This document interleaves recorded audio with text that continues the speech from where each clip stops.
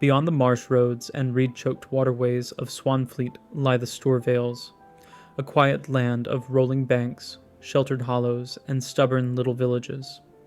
Here live the Stoors, one of the three ancient branches of the Hobbits, long before most of their people ever crossed the Misty Mountains. The settlements of Clegur, Glyn Helyg, and Lintrev cling to the higher ground along the edges of the wetlands. These villages are small, practical, and deeply rooted, built with stone foundations, turf roofs, and timber taken from nearby copses rather than grand forests. Stoors prefer solid homes and solid ground, and the vales provide just enough elevation to stay dry while remaining close to the rivers they depend on. Life among the Stoors is shaped by water.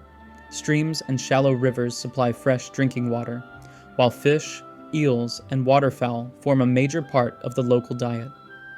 Stoors are known for their fondness for boats, swimming, and fishing, and it's easy to imagine meals of smoked fish, stewed roots, river herbs, and coarse bread baked from barley grown in the drier soil of the vales.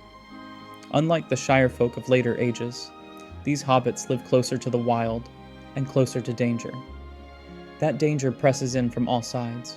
Wolves roam the hills, half-feral creatures stalk the wetlands, and darker forces, brigands, goblins, and servants of the enemy, have begun to probe the Stoors' defenses.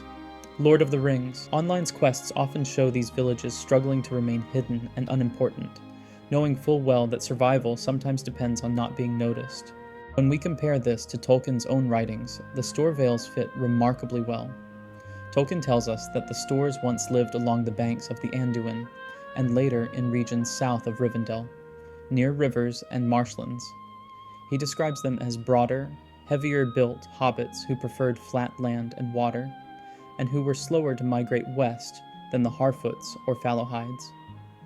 What Tolkien does not do is name villages like Clegur or Lintrev. These are inventions of the game, but they expand naturally on Tolkien's description of an entire Hobbit culture that existed long before the Shire. In that sense, LOTRO doesn't contradict Tolkien so much as it fills in the quiet spaces he intentionally left unexplored. The Stoor-Vales feel ancient, cautious, and resilient.